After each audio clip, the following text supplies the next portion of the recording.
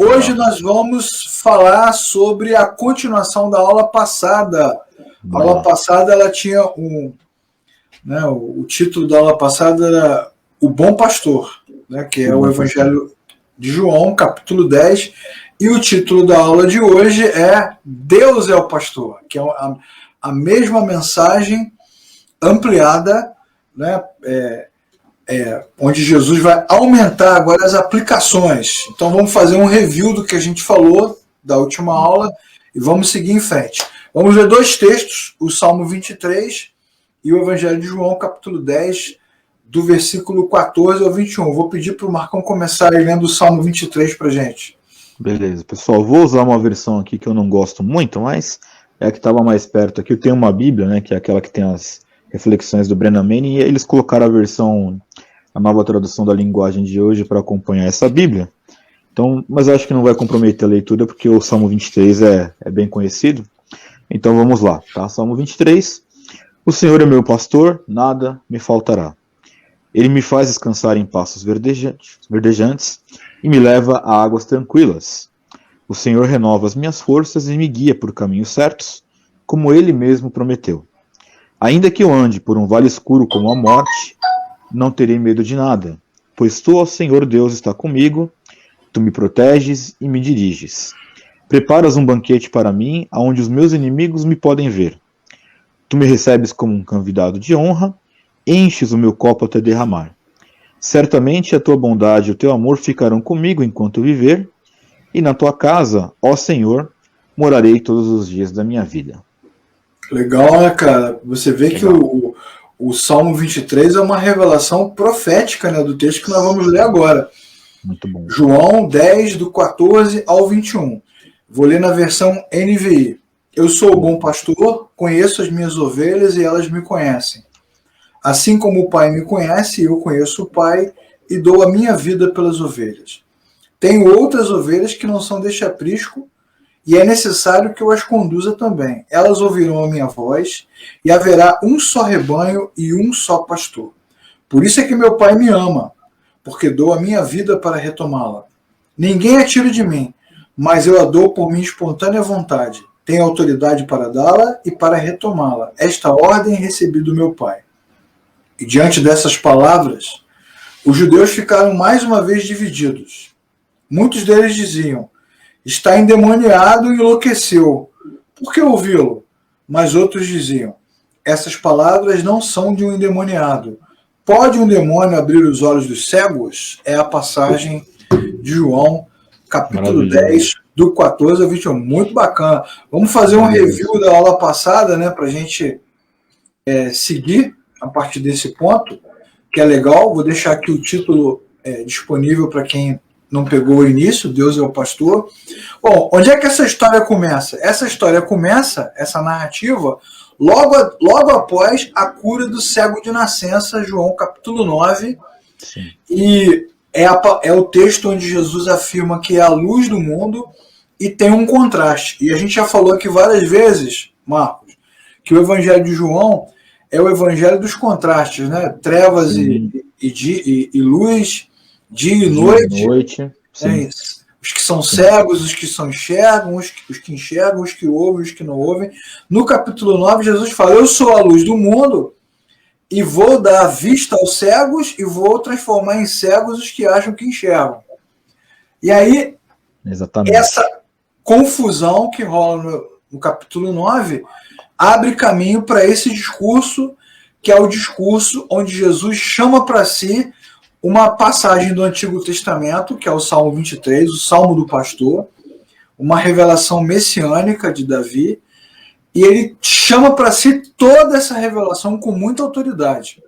E aí ele vai usar o exemplo das ovelhas, do aprisco, que é um exemplo bem comum à realidade dos hebreus. Não dá nem para dizer que eles não conhecem, né, o Marco? Exato. Não, é um exemplo que tem tudo a ver com a realidade deles, né? Exatamente. Agora fazia parte do contexto de época deles. Tem uma diferença entre esse saber o que o aprisco significa e o significado que Jesus está aplicando, que aí transforma a história numa narrativa / parábola, né? Só vai saber o significado aquele que receber do próprio Cristo a explicação. Agora ele está fazendo um contraste, como nós já falamos na aula passada, muito claro. Ele é o pastor, ele é o representante da luz e da verdade, e os fariseus, os religiosos, são ladrões, salteadores e mercenários. Eles não estão preocupados com as ovelhas. Qualquer semelhança com a nossa realidade é mera coincidência. Só que não, né? Qualquer semelhança é coincidência, só que não, né? Parece até aqueles passos, coisa de cinema, né? Exatamente. Faça um filme, né? Quando você começa a meditar nessas palavras, é inevitável que você pense nessa realidade que a gente estava falando aqui, sobre quando eu me referi, né? Quando a igreja vai mal, tem tudo a ver com hoje, né? Tem tudo a ver com hoje. Tudo a ver. Para quem não conhece ainda o sistema ovelha / pastor / aprisco, nós explicamos semana passada como é que funcionava, né? Na verdade, você não tinha vários estábulos e várias pastagens. O que você tinha eram lugares onde as ovelhas ficavam protegidas, um cercado sem teto, né? E ali você tinha ovelhas de diferentes proprietários. Vamos fazer um exemplo bem podre, assim, bem podre mesmo, mas é o que vale. Como se fosse um estacionamento, né? Um estoque de ovelhas, elas ficavam ali em céu aberto, né? Num local murado. Esse pátio onde as ovelhas ficavam tinha um portão vigiado pelo porteiro, e aí o pastor vinha, ou o empregado do pastor, auxiliar, vinha e chamava as ovelhas, e as ovelhas ouviam a sua voz. Nossa, isso. Então essa é a primeira analogia que Jesus faz, né? Que as ovelhas ouviam a sua voz, elas conheciam a voz do pastor. Então ele falava, Jesus fala isso, as minhas ovelhas ouvem a minha voz, né? Ouvem aquilo que eu estou dizendo. E aí cada pastor ia lá, chamava as ovelhas e elas atendiam ao seu chamado. Então, num primeiro momento, Jesus se compara ao pastor que conhece as ovelhas pelo nome. Faz essa comparação. E aí é impossível não relacionar essa passagem, quando Jesus fala que o bom pastor, o verdadeiro pastor, dá a sua vida pelas ovelhas, é impossível não comparar esse texto com a passagem de Samuel 17, quando Davi narra a sua luta com o urso e com o leão para defender as ovelhas, né, Marco? Exatamente. Assim, eu não sei quanto, se você também já colocou isso em alguma aula anterior, né? Mas o ofício do pastor para essa sociedade desta época, ele não era um ofício de meramente dar comida para as ovelhas, né? Deixa aqui as ovelhas aqui, não. Um exemplo, se eles estivessem aí buscando a passagem, né, alguma água. Outra coisa que nós vamos talvez falar aqui mais para frente é a questão das águas tranquilas, que tem até aqui no Salmo 23, né? A ovelha ela não bebe uma água movimentada, então o pastor sabe as necessidades da ovelha, e aí, numa dessas de que saía com esse rebanho, por exemplo, se viesse um lobo para atacar uma dessas ovelhas, o pastor tem que defender, inclusive colocando a própria vida em risco para poder defender a vida das ovelhas. Então o ofício pastoral, ele tem essa conotação de fato dar a vida pelas ovelhas nesse sentido, de que se fosse necessário, ele corria risco de morte, risco de sair machucado, para que pudesse ali preservar a vida dos animais, né? Que é o que ele faz, né? Ele vai morrer, ele vai dar a sua vida para que, como diz a música do Ademar de Campos, né, a versão lá da verdade da Comunidade da Graça, né? Morreu a nossa morte para que vivêssemos a sua vida, né? Exatamente. Ele fez esse movimento. E é bem legal esse contraponto, porque, na verdade, assim, se ele é o pastor, e se as ovelhas ouvem a sua voz, e ele é capaz de conduzi-las aos pastos verdejantes, né, é capaz de apacentá-las até as águas tranquilas, então os fariseus, os religiosos, são os salteadores e mercenários. E até na aula passada, exatamente, a gente fez aquela famosa pergunta, né? Quem é o ladrão que veio para matar, roubar, destruir? Foi Satanás? Tem gente que fala que sim, até hoje. Até hoje. Tem gente que não, é o diabo, o demônio, né? É tudo menos óbvio, né? Exatamente, o diabo veio para matar, roubar e destruir, mas na verdade Jesus está dizendo que não, que quem veio para matar, roubar e destruir foram os fariseus, sim, os religiosos, que se apropriam de coisas que não lhes pertencem, né? Aí vem aquela coisa do usurpador, né? Toma posse daquilo que não é deles, de forma mercenária, só querem ganhar dinheiro com as ovelhas, tadinha das ovelhas, né? Serão estrupiadas, tosqueadas, né? Assadas, sacrificadas para que eles sobrevivam. Serão exploradas, né? Esse é o sentido real da palavra. Por isso que não tem só mera coincidência com hoje, né, Leclerc? Não é? Porque muitos, justamente por não conhecer a palavra, são explorados com essa mesma proporção. Né? Com essa mesma proporção. E nós falamos também na aula passada, Marco, que Jesus, num outro contexto, ele diz para os fariseus que o pai deles é o diabo. O vosso pai é o diabo. Se vocês conhecessem o meu pai, vocês me ouviriam. Mas Exato. O vosso pai é o diabo. Então, o diabo não está ali para matar, roubar e destruir. Mas que ele é o guia desses mercenários, é ele. Sim, que é o mentor, né? É o mentor. É uma mentoria maligna. É um coach maligno, né? Um coach satânico mesmo. Coach das trevas. Coach do réu. Exatamente. Então Jesus vai dizer o quê? O que entra pela porta é o pastor das ovelhas. O porteiro abre a porta e as ovelhas ouvem a sua voz. Esse é o exemplo que ele dá. Então, se ele está dizendo que ele é o pastor, as ovelhas ouvem, então aquela multidão que o segue até ali, como o cego no capítulo 9, como o doente no tanque de Betesda, no capítulo 5, como a mulher samaritana no capítulo 4, como Nicodemos no capítulo 3. Então, toda essa turma aí que o ouve, né, que o segue, são as suas ovelhas. Olha só, é uma analogia com todas essas histórias que já aconteceram antes. Só que Jesus não vai parar por aí, né, cara? Ele não vai parar por aí. Ele vai aumentar essa comparação. Leclerc, eu sei que você já fez aqui a aula, né? Mas eu acho que só tem um ponto assim que eu considero ele um dos versículos muito marcantes para a minha vida, que é quando você está lá aí em João 10 mesmo, né? Eu não quero ficar aqui dando a aula da semana passada, né?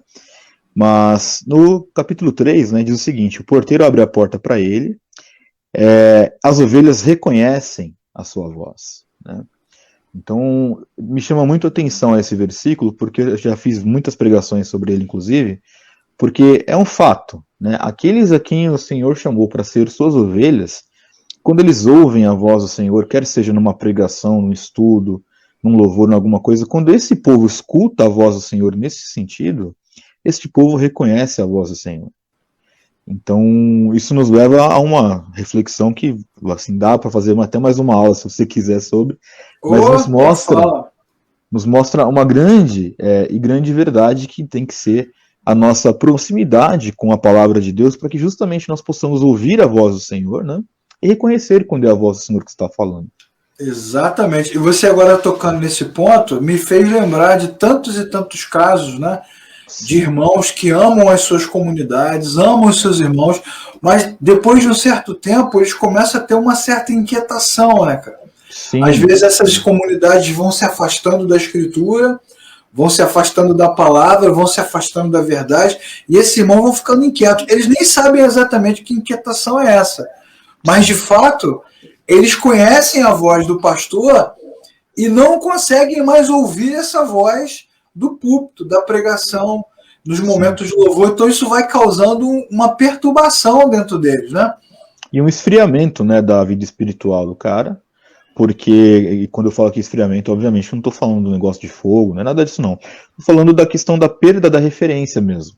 Exatamente, né? Exatamente. Até porque, né, Marcão, ainda nessa colocação que você faz aqui, na relação entre o pastor e as ovelhas, não existe medo nem desconfiança, né, cara? Claro que fazendo não. Aí a ponte, Salmo 23.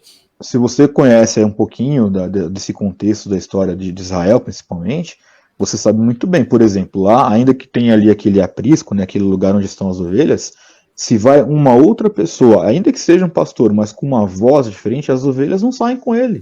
Exatamente. Essa é a relação. A ovelha, por mais que seja um animal que muitos acham que é um animal que é irracional, na verdade, mas que tenha muita limitação, é incrível que quando ela escuta a voz que lhe é familiar, ela segue essa voz. E esse sentimento de segurança, né? O Senhor é meu pastor, de nada terei falta, né? Eu não preciso de mais nada. Quando eu estou com Ele, né? Eu sei que Ele me levará, né? Águas tranquilas, ainda que eu passe pelo vale da sombra da morte. Exato. Ainda que eu tenha que passar por momentos difíceis, Ele está me conduzindo. Então não tem medo, não tem desconfiança.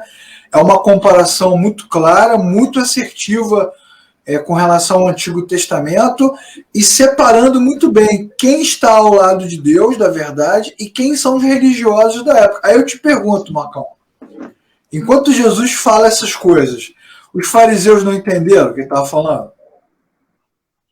Na verdade, eles podem até ter entendido. Eu, assim, até entendo que eles tenham entendido. O problema é que a dureza do coração deles, né? E a cegueira, né, assim, que é carregada da soberba, do desejo, né, da religiosidade Exatamente. Que é abstrata, tudo isso cega o entendimento das pessoas. Exatamente. Então, assim, no fundo, assim, eu também tenho essa tese, Leclerc, não sei se você concorda com isso, abrindo um pequeno parêntese, que o evangelho ele bate no coração de muitas pessoas que dentro delas, lá no fundo, elas sabem que há uma verdade ali, mas que pelas conveniências que elas têm da vida, elas não assimilam isso. Ué, o que você está dizendo agora combina com uma passagem que a gente vai ler lá no final do Evangelho de João. Muitos doutores da lei creram nele, creram no que ele dizia, mas para não perder o seu posto, para não perderem os seus privilégios, amaram mais ao mundo do que... Então, o Evangelho de João também vai falar sobre isso, sobre essas escolhas, né? Exato. Exatamente. É para entortar o nosso cabeçote, né? Quando a gente estuda as doutrinas de graça. Porque assim, é bem complicado, porque assim, complicado não, né? Eu entendo que talvez para a pessoa que não conheça profundamente, ela tem algum tipo de dilema, né? Bom, se é Deus que me chama, por que eu decido ou não caminhar com ele, né? Exatamente. E isso para os novos cristãos aí que estão adentrando a doutrina reformada, isso é um dilema. Mas para aquele que entendeu, ele sabe, cara, que existem aqueles que vão ter uma simpatia pelo evangelho, mas que não foram chamados para ser salvos. Exatamente. No caso dos fariseus, o próprio Jesus vai revelar que, na verdade, eles eram ladrões e salteadores. Então, mesmo que eles entendessem, eles não tinham interesse em segui-lo, como a Mônica coloca aqui, ó. Eles tinham outros interesses, né? Eles queriam manter o poder. Jesus era um problema, né, cara? Jesus era pedra no sapato dos caras lá.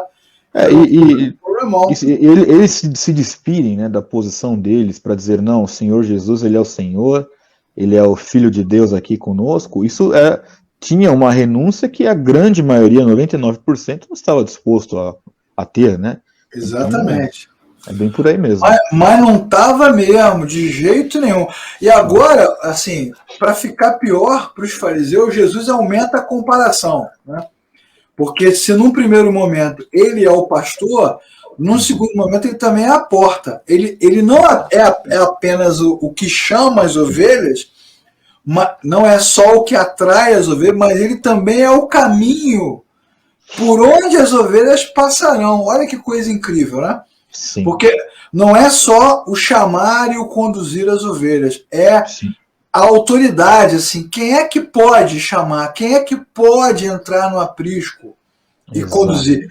Nem todos os que se aproximam do povo de Deus, que se autodenominam pastores, líderes, missionários, apóstolos, bispos, nem todos esses passaram pela porta que é Jesus. Olha, acho que eu não gosto de ser assim um cara do mal, né? Mas eu ouso dizer que a maioria, não vou dizer que é a grande maioria, mas a maioria que se denomina apóstolos, bispos, patriarcas ungidos, eles nem sequer enxergaram essa porta. Nada. Eles estão pulando o muro mesmo. Eles nem passaram, nem quiseram saber onde que era a porta, eles quiseram fazer do jeito deles, né? Exatamente. Aí Jesus fala, né, que a passagem que a gente já citou aqui, que o ladrão vem para furtar, matar e destruir. Eu vim para que tenham vida, mas eles não. Eles querem acabar com o que você tem. Isso é muito legal, né, cara? É aquela tese que eu também às vezes brinco, mas é que é sério, né? Jesus veio para que nós tenhamos a vida e esses malditos vieram para tomar essa nossa vida, né? Para tomar essa nossa vida. A tentativa deles é essa. É verdade, cara, é verdade. Assim, não dá nem para a gente pensar numa outra possibilidade, porque a própria Escritura vai dizer, né, que Sim, nós temos que enfrentar tribulações, passar claro. por aflições, enfrentar as tentações, os obstáculos, as oposições, isso tudo está no pacote. Né? Então, essa turma aí, os salteadores, os ladrões, os mercenários, eles estão nesse pacote. Só que Jesus está deixando muito claro que as suas ovelhas, quem realmente se encontrou com Cristo, nasceu de novo, elas não serão enganadas, porque elas Exato. conhecem a sua voz. Aí vem o herege aqui do Davi, não posso nem chamar ele de herege, porque ele é o meu chefe, para dizer que nós somos apóstolos. Olha só. Não, vou até fazer o sinal da cruz aqui, viu, Davi? Tá repreendido. Vou fazer até o sinal aqui, 3 vezes aqui, no peito. Tá repreendido, amarrado, amordaçado. Vamos empacotar esses conceitos todos num slide só, que é o contraste que Jesus faz nos versículos 9, 10 e 11. Ele é o verdadeiro pastor, sim. As ovelhas sabem disso, e ele, além de ser o pastor, ele é a porta para a salvação e para a pastagem. Então, um pastor vocacionado, ou seja, um líder que realmente Deus chamou, ele tem acesso às ovelhas pela porta, através de Cristo. Então, as ovelhas sabem que são lideradas por alguém que Cristo colocou lá. Agora, o ladrão não, o ladrão quer explorar as ovelhas. Exato. Com feijões mágicos, copos de água, né? Promessas escabrosas, flores, né? Com tudo isso. Então, Jesus... Feijão que cura Covid, né, Leclerc? A água que cura Covid, esses caras aí. Ai, meu Deus. Jesus é a porta, Jesus é o pastor. Fala. Essa síntese desse slide, ela também coloca a gente numa posição que, na minha visão, também responde a um anseio que é muito comum na nossa sociedade. Por exemplo, é muito comum, né, muito influenciáveis pelo universalismo, né? Olha, não, se a pessoa ela é do bem, porque tem essa pessoa que é do bem, né? Até a pessoa ela é do bem e ela faz tudo, mesmo que ela não tenha religião, olha, Deus se agrada. E aqui nós temos uma reflexão que nos mostra que não é bem por aí, que não basta ser do bem. Porque quando nós conhecemos a verdade bíblica, nós sabemos que nenhum de nós aqui somos do bem. Nós somos pecadores perdoados. E aí aqui nós vemos que Jesus não é somente o bom pastor, mas como é a única porta. Na verdade, ele é a porta aqui na passagem, mas ele é a única porta, porque quem se desvia disso é salteador, ou seja, não são todos os caminhos que levam a Deus, não. Exatamente. Rapaz, isso responde, você tocou num ponto nevrálgico, né? O cristianismo, por si só, ele é seletivo, sim, exclusivista e, vamos falar a verdade, intolerante, né? Olha só que coisa incrível. Não há nenhum tipo de possibilidade ou para outra alternativa que não seja Cristo. Que as pessoas confundem muito, né, o Marcão? Sim. A mensagem do evangelho que passa pelo pastor que morre na cruz com amor fraternal, com cidadania, né? Tem uma confusão muito grande. Assistencialismo, como muitos fazem. Né? Com inclusão, né? Com inclusão social. Então, uma coisa é você amar as pessoas, respeitar, cuidar, ajudar, apoiar, como elas são. Outra coisa é o evangelho, que não tem nada a ver com isso, né? Tem nada a ver com isso. É que, na verdade, assim, eu não... É claro que eu não quero aqui tirar a legitimidade das boas intenções das pessoas, não é isso. Mas, assim, a grande realidade é que qualquer tipo de boa ação que tenha, lá no fundo, ela sempre vai ter um fundinho, assim, de ego, de autopromoção, de alguma coisa desse tipo. E é moralista, Exato. Além de moralista, isso daí é um antagônico ao evangelho, porque isto em si mesmo, eu até considero, Leclerc, já te falei isso. Eu acho importante a assistência social, acho importante a igreja estar ali pronta para receber todas as pessoas, só que isso não salva se a pessoa não entende que Jesus é a porta e Jesus é o bom pastor e acabou. E aí a gente não conserta o principal dos problemas, porque essa também é uma argumentação falaciosa, né? Não, vamos cuidar das coisas aqui, porque Deus está cuidando do alto, vamos aqui alimentar uma família, que eu sou favorável a ajudar uma família que está passando necessidade, mas alimentar uma família sem dizer que se não houver um arrependimento não há salvação, você está fazendo o quê? Você está anestesiando ela para um problema maior no futuro. Você está dando a comida aqui e vai deixar ela perecer no inferno depois. Então não adianta nada. Não, Se e você assim, for ver, não cara, adianta nada. você tocou num ponto de novo, né? Você só vai no alvo, né? Quando Jesus chama todos os que vieram antes de mim são ladrões e Sim, salteadores. Ele bota isso. todo mundo no pacote. Sim, Assim, qualquer caminho, qualquer possibilidade, qualquer aproximação que não passe por um encontro pessoal verdadeiro comigo é ladrão e salteador. E aí vem o ponto seguinte, né? Que é um ponto sim, bem forte, né? Conheço as minhas ovelhas e elas me conhecem. Esse exatamente. conhecer bíblico, né, Marco? Que é o Sim. envolvimento, que Não é um é conhecer que nem eu conheço aqui a rua da minha casa, que eu conheço aqui o bairro, me localizei. É um conhecer que tem a ver com relacionamento. exatamente com revelação, né? Não é um conhecer cognitivo, né, intelectual, frio. Exato. É um conhecer transcendente, né? E Que tem é a um ver com conhecer, você percebe que é um conhecer mútuo, né, Leclerc? Porque o Senhor diz: Eu conheço as minhas ovelhas, mas as minhas ovelhas também me conhecem. E exatamente. isso nos leva àquele ponto crítico, né? De muitas pessoas que, embora estejam em igrejas ou fazendo qualquer tipo de projeto, que de fato não conhecem o Senhor. Podem conhecer até a Bíblia, vivem enfiado dentro da igreja, mas não conhecem. Porque Pois quando é, escutam a voz do Senhor, não reconhecem essa voz, né? pois é, esse conhecer que Jesus agora acrescenta, cada hora ele acrescenta uma coisa, né? Primeiro ele fala do Sim. pastor, depois ele fala da ovelha, depois ele fala sobre a porta, fala sobre a voz, agora ele fala sobre o conhecimento. Esse conhecimento, ele extrapola as questões da parábola. Oséias 6,3 é uma passagem conhecida, né? Sim. Conheçamos e prossigamos em Sigamos em conhecer o conhecer Senhor. o Senhor. Isso. Só deseja conhecer mais de Deus, cara, quem conhece. Sim, Só, claro. só deseja aprender mais de Deus Não, se a quem gente já fizer sabe. uma analogia barata, assim, é barata mesmo, tá, Leclerc? Um exemplo. Se você vai conhecer uma pessoa que seja solteira, vai conhecer uma nova pessoa, e ela deseja ter algum tipo de envolvimento, ela vai fazendo o quê? Conhecendo, aprendendo as suas particularidades, vai vendo os seus comportamentos. Isso é o conhecer que vem de um relacionamento. Isso é um modo bem simplista de dizer. É o que Oséias Isso, 6,3 está dizendo. Olha, conheçamos, mas prossigamos em conhecer ao Senhor exatamente.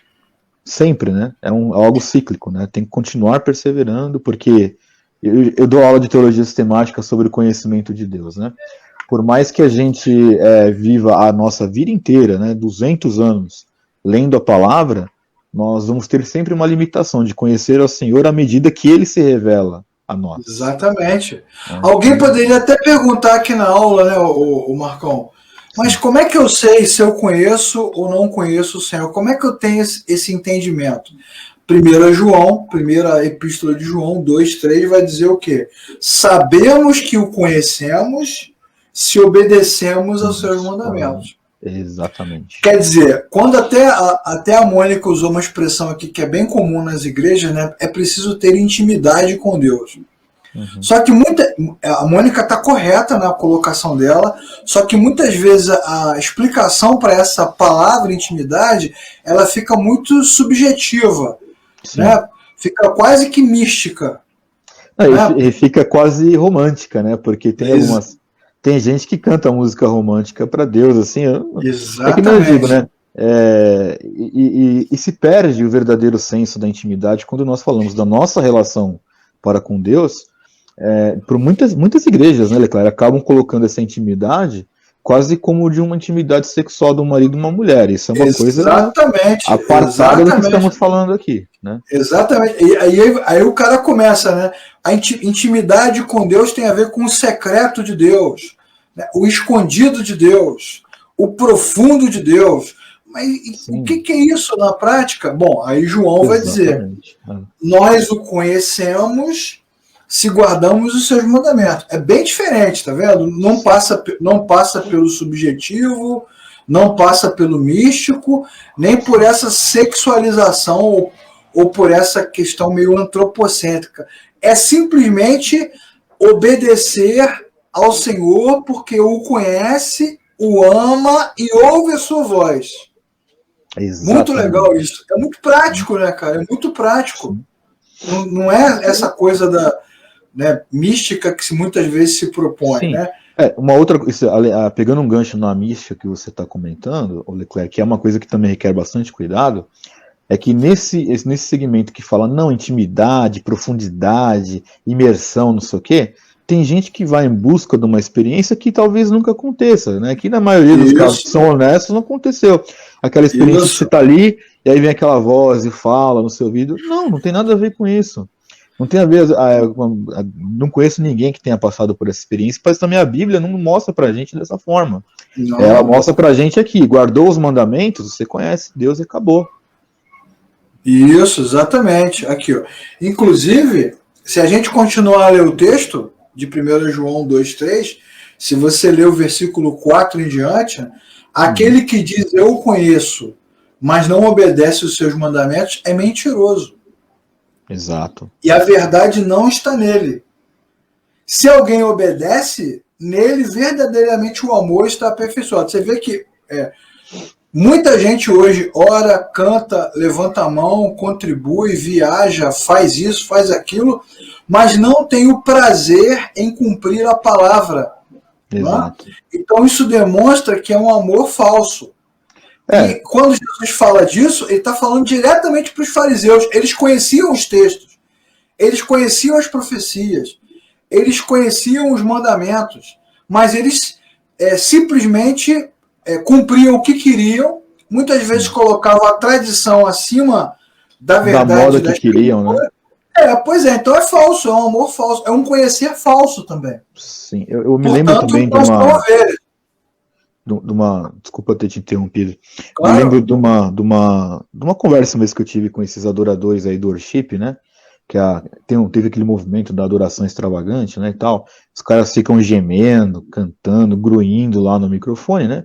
E uma vez eu fiz uma pergunta sincera para um cara desse. Eu falei: olha, vocês já tiveram a experiência de estar diante de Deus em silêncio?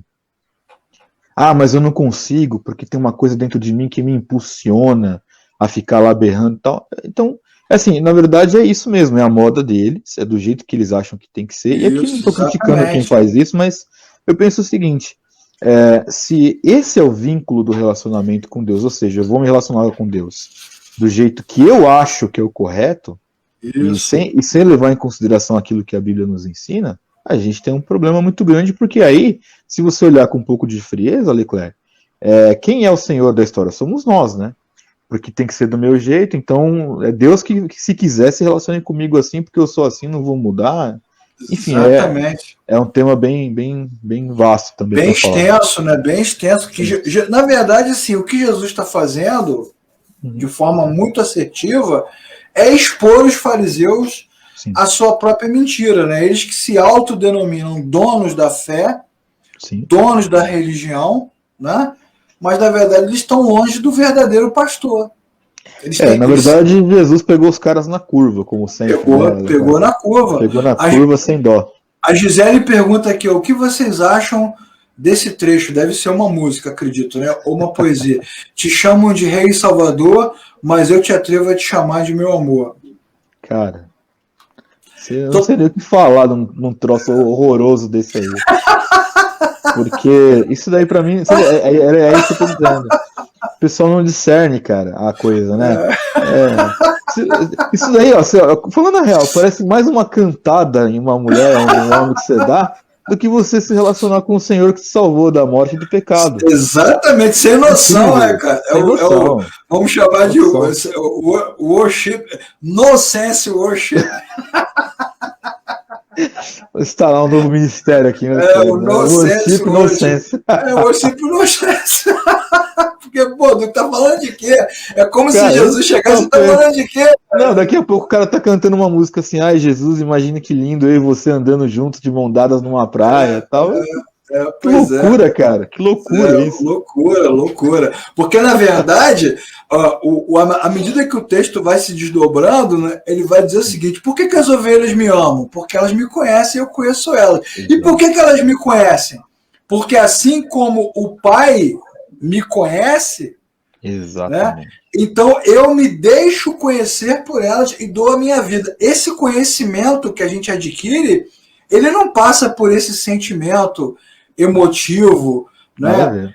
ele passa pela morte, passa pela cruz. Onde é que nós conhecemos o Senhor?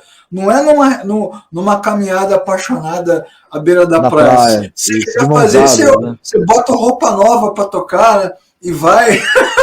Roupa nova, super indico. Mas não é isso.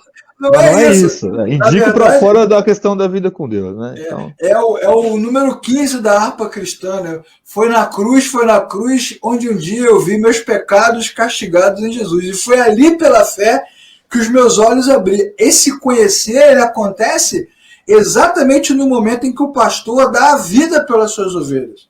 Exatamente. E aí, o caráter de Deus, a graça de Deus se revela. É uma revelação, não é uma emoção. Né? Ai, paizinho, papai. Papai. Papai, meu papai. Nada disso. Pior que tem, né? Você sabe que tem um grupo, famoso aí, gosta que fica lá gritando papai lá. Papai. Como o pai me amou, assim eu os amei. Agora, que amor é esse que Jesus demonstra por nós? Eu dou a minha vida pelas ovelhas. Esse amor está na cruz. Como diz também a antiga canção dos vencedores por Cristo, né? Não sei por que Cristo me ama. Né? E quem é que pode, né, Leclerc? Exatamente. E quem é que pode fazer uma afirmação como essa que o Senhor Jesus faz, né? Como o Pai me amou, assim eu os amei, e quando ele entrega a sua vida na cruz, ninguém que pisou aqui nesta terra pode ter um amor tão grande quanto esse, porque ali era o justo morrendo pelos injustos, né? Exatamente. E ainda que algum de nós aqui achamos que por uma mera soberba, né? Não, eu vou me entregar numa cruz e vou morrer por meus amigos, pelas pessoas que eu amo. Primeiro que ninguém é idiota de fazer isso, mas se alguém falasse que fosse fazer, a nossa, né, natureza pecaminosa não nos permitiria ter um sangue que foi derramado naquela cruz que fosse suficiente para cobrir a multidão de pecados, que foi o caso do Senhor Jesus. Então ninguém pode dizer que ama desta forma e com esta autoridade, a não ser o Senhor Jesus Cristo, né? Exatamente, cara, é muito bacana. Essa mesma relação que existe de conhecimento e obediência é a relação que há entre o pai e o filho, né? Quando Jesus fala, eu vou dar minha vida para cumprir o mandato do meu pai, uma ordem que eu recebi, ele me deu autoridade para dar e para retomá-la, para, né, readquirir essa vida. Então, na verdade, esse conhecer das ovelhas passa por esse amor demonstrado não com música, nem com poesia, nem com emoção, mas pela doação. Por isso que o cristianismo é perda, né, Marco? É perder, exato, é morrer, é doar, é entregar, é servir, é ser o último, né? É sofrer, que é totalmente contrário a quase tudo que se ensina, né, nas igrejas hoje. Né? O cristianismo tem a ver com essa perda. Sim, com o esvaziamento, né? Com o esvaziamento. Que é uma palavra que para muitos é uma palavra de ofensa, quando você diz para alguém, olha, você não precisa ser 100% das atenções, né? Você só precisa negar-se a si mesmo. Negue-se a si mesmo, você fala isso para uma pessoa, não, mas aí se acontecer isso comigo, as pessoas vão achar que eu sou fraco, né? E isso dentro das igrejas, não estou falando só da sociedade, não. Não, dentro de muita igreja tem esse tipo de ensinamento, dizendo que como o Senhor te deu autoridade, que você tem que ir, você não pode ser tímido, porque os tímidos não herdarão o reino, aquelas conversas todas. E aí você vê o Evangelho, você vê o Senhor Jesus colocando você justamente de joelhos em relação a todo e qualquer tipo de ideia que você tenha a seu respeito, alguma ideia gigantesca que você tenha a seu respeito. É verdade. Ele diz, olha, né, negue-se a si mesmo, e aí? Né? O legal desse momento em que Jesus está ensinando ali é que esse discurso ele tem dois caminhos, né? Nos ouvidos das ovelhas, dos desgarrados de Israel, publicanos, meretrizes, leprosos, doentes, mulheres, viúvas, pobres, isso aí é igual um bálsamo, né, cara? Exato. Vocês me conhecem, eu conheço vocês. Agora, nos fariseus, isso é um punhal que está entrando. Jesus está metendo o punhal e agora ele vai girar o punhal. Mas isso daí que você está falando, Leclerc, é o que eu costumo chamar do milagre da pregação. Esse é o milagre da pregação. Porque você prega o mesmo texto E aqueles que são chamados a ouvir a voz do Senhor, eles recebem isso no acolhimento do coração como uma bênção. E aqueles que são os filhos do demônio mesmo, recebem isso como uma maldição. A mesma palavra, A o mesma mesmo palavra, texto, o o mesmo mesmo texto, discurso, você prega para as mesmas pessoas. Aqueles o que mesmo realmente texto. são chamados, eles acolhem no coração e entendem, não, o Senhor é fiel, é maravilhoso. E aqueles que são possuídos aí pelo demônio nas seus egos, nas As suas suas manias, entranhas, né? nas suas entranhas, recebem do Jesus, pior jeito. Jesus vai rodar o punhal agora. Agora ele vai pegar, porque até então ele está batendo no orgulho religioso, né? Sim, Aquela coisa do nós somos melhores do que eles, né? Nós não exato. somos iguais, igual o publicano e o fariseu, né? Eu não sou Sim, igual a esse aqui. Ou os discípulos olhando a conversa de Jesus com a mulher samaritana, como é que pode? sim, Conversando com essa mulher, ou Simão, na casa de Simão, a mulher lavando os pés de Jesus, como é que pode? Então, por enquanto, eles estão no Jesus está tocando nessa soberba. Agora ele vai tocar no espírito nacionalista, que é pior ainda. pior ainda. Daquela coisa que nós somos a nação escolhida, né? Os Exato, eleitos não. de Deus. Nós somos os exclusivos e tal, né? Somos os exclusivos, os melhores. Sim, Morram romanos, né? isso. Pastem gregos. Só que agora Jesus vai dizer o seguinte: tenho outras ovelhas que não são deste aprisco. E Sim, é necessário que eu as conduza também. Cara, agora. E elas ouvirão a minha voz. E haverá um só rebanho e um só pastor. Agora ele está reduzindo aquele sentimento nacionalista, está pulverizando aquilo, transformando sim, em pó. Vai sobrar nada, cara. sim. É o golpe da. Não vou dizer assim que aquele. É o que a gente chama de golpe de misericórdia, né? Porque assim, no fim, a própria soberba, né, dos judeus aqui, que nesse povo, né, que está dentro desse contexto dos fariseus, que diziam ali, não, mas nós é que detemos o conhecimento de saber quando chega o Messias. Esse Messias Exatamente. ele virá num poder político, né? Aquela leitura totalmente equivocada. Aí quando vem o Senhor Jesus e diz, olha, o que ele está dizendo, né? Vocês não são os exclusivos. Tem outras ovelhas de outras nações, tem outras ovelhas que também serão conduzidas, e essas outras, que por eles eram consideradas, né, indignas, né? Essas outras vão ouvir a minha voz. E Isso. aí a coisa vai ser uma só, vai ter só um rebanho e só um pastor. Lembra do texto? Ela veio para o que era seu, mas Os seus não deram ouvidos. não receberam, cara. Isso aí.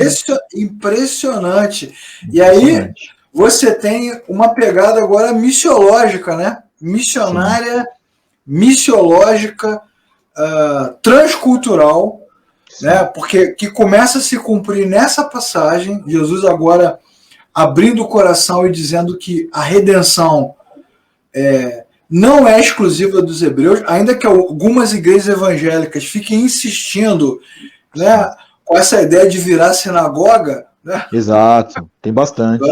Pô, Tem tem até uns caras demais, que prega de kippah e tal, né, cara? não é, cara? Tem, Virar tem bastante coisa. sinagoga, Sim, acender candelabro, carregar arca. Jesus está no caminho contrário, tá cumprindo aí uma palavra que é dada por Deus a Abraão: em ti serão benditas todas as nações da terra, lá em sim, Gênesis.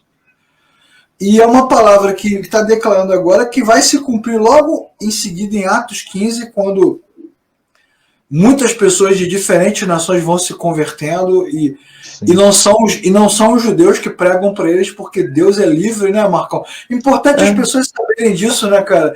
Deus não depende das igrejas, irmãos.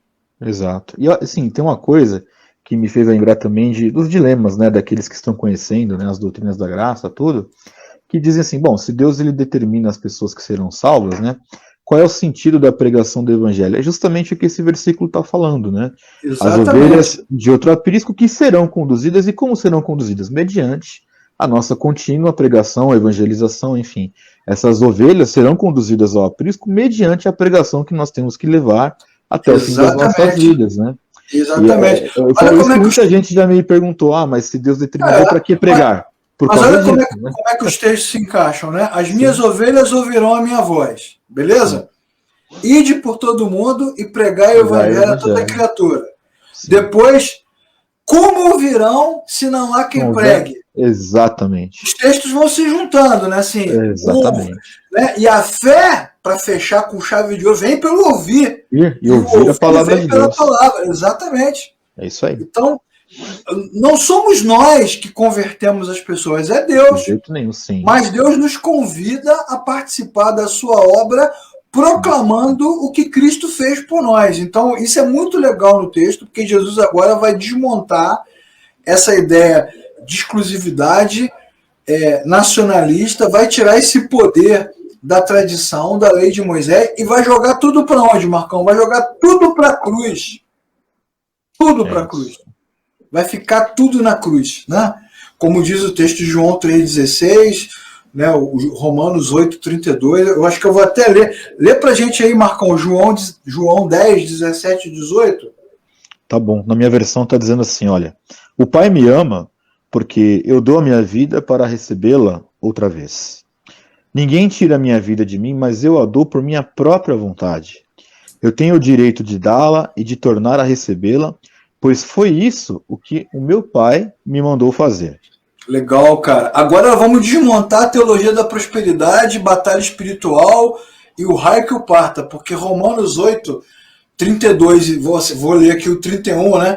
Que diremos, pois? Se Deus é por nós, quem será contra nós? Esse versículo não tem nada a ver com poder, guerra, autoridade. Esse versículo tem a dizer o seguinte: se Deus decidiu nos salvar, quem impedirá? Ou agindo Deus, né, Marcão? Quem impedirá? Não, e tem gente que no alto da sua soberba, né, ou da falta do entendimento bíblico, diz, não, agindo Deus, quem pode impedir? As pessoas falam, o homem. Eles dão um poder ao homem que não existe esse poder, né? Então, exatamente. Enfim. E é incrível que o cara pega o versículo, olha como estudar a Bíblia é importante, né? E como tantas e tantas igrejas têm destruído a questão da escola bíblica, né? Eliminado. Porque você pega um versículo desse fora do contexto e fala assim, irmãos, se Deus é por nós, quem será contra nós? O cara canta, né? Que vai passar, que vai enfrentar as batalhas, que vai atravessar o mar. Mas em momento nenhum o texto está dizendo isso. Ele está dizendo o seguinte, que se Deus estendeu a sua mão para nós, se Ele nos revelou o seu amor através de Cristo, quem pode nos separar do amor de Deus? Que é João 8,32. Aquele que é nem o seu próprio, aquele que não poupou nem o seu próprio filho, como não nos dará com Ele todas as coisas? Ele vai dar para a gente o que Ele quiser, por causa do seu amor, por causa da sua graça, por causa do seu poder, por causa de tudo que ele tem, né, cara? Exatamente. Isso é muito legal, esse deslocamento, né?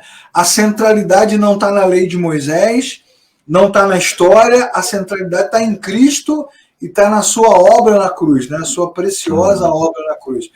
Eu costumo, viu, Leclerc, dizer sempre isso, né? Sempre que posso, quando prego, enfim, ensino. Eu costumo dizer que se qualquer que seja a vertente da pregação que está sendo ministrada, né? Se em algum momento ela não aponta para a cruz neste sentido, né? Que olha, ali está, ali de fato está consumado, né? Se isso não é apontado em algum lugar de alguma pregação, tem alguma coisa no mínimo estranha aí, porque é impossível, né? Falar do evangelho sem falar sem a cruz, né? Então, exatamente, que é o que Jesus está falando, né? Eu dou a minha vida. Aí Marcão, né? Vai ficar muito claro o contexto. Vamos ler as duas passagens? Lê para a gente primeiro aí João 10, de 7 a 11. Tá bom? Então de 7 a 11, né? Então Jesus continuou, eu afirmo a vocês que isto é verdade, eu sou a porta por onde as ovelhas passam. Todos os que vieram antes de mim são ladrões e bandidos, mas as ovelhas não deram atenção à voz deles. Eu sou a porta, quem entrar por mim será salvo, poderá entrar e sair e achará comida. O ladrão só vem para roubar, matar e destruir, mas eu vim para que as ovelhas tenham a vida e a vida completa. Versículo 11. Eu sou o bom pastor dá a vida pelas ovelhas. Pronto, então ele está muito clara a distinção, né? Sim. Eu sou o bom pastor e as minhas ovelhas ouvirão a minha voz. Os outros, elas não ouvirão. Então está muito clara a cisão, porque no versículo 19, do mesmo capítulo, até o 21, o texto vai dizer o seguinte, Diante dessas palavras, os judeus ficaram divididos. Tem uma divisão aí, claro, né? Os que ouvem a sua voz e os que não ouvem a sua voz. Isso é muito legal, né, cara? Da parábola à realidade em fração de segundos. Não, mas aqui a gente tem um exemplo bíblico e muito claro do milagre da pregação. O mesmo discurso, para uns acusaram Jesus de estar possuídos de demônios. Exatamente. E você viu o que eles perguntam? Ele está endemoniado e enlouqueceu. Por que ouvi-lo? Pô, ele acabou de falar o quê? As minhas ovelhas ouvirão a minha voz. Sim. E os fariseus dizem o quê? Por que ouvi-lo? Porque não são ovelhas, óbvio. Porque não são ovelhas, exatamente.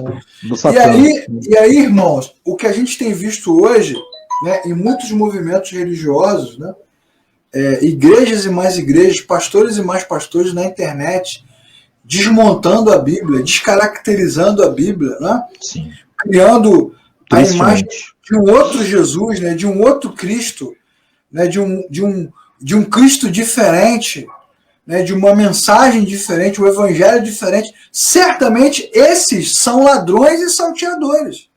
Sim. Nunca foi tão claro para a gente, tão evidente. Né, é importante, né, Leclerc, dizer assim que esses aí são os mais canalhas que existem, porque obviamente o ladrão, ele não vai vir aqui dizer assim para vocês, ele vem com um chifrinho, né? Olha, eu sou aqui um filhozinho do Satanás aqui, vou roubar vocês. Ele não faz isso. Ele faz da forma mais sutil e mais sólida da que existe, que é alimentando o ego das pessoas, uma teologia mentirosa, você é o centro de Jesus, você é o centro de tudo, essas coisas. Né? Deus é soberano, e aí por aí vai, né? Jesus ia pecar. Se Jesus visse ali, se eu fosse Jesus, eu também comia aquela fruta. Essas aberrações que a gente ouve. A Gisele até falou que querem mudar o evangelho. Olha, Gisele, eu diria mais, eu acho que eles querem um outro evangelho, porque não tem como moldar o evangelho à própria realidade. Né? Quando você na verdade, eles não querem o evangelho de Cristo, né, Leclerc? Eles querem uma filosofia.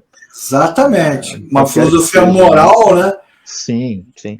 Moral light, né? Descolada, tal. Mas não tem nada a ver com o evangelho isso. Nada a ver com o evangelho. Nada a ver com o evangelho, exatamente.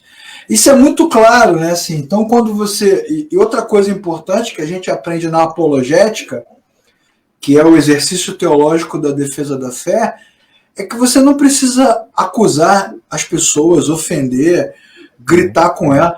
O próprio evangelho já é um escândalo, porque ele aponta a separação entre a criatura e o Criador, né? Ele declara que todo homem pecou e por isso está separado de Deus. A própria mensagem do evangelho já cria esse desconforto e essa inquietação.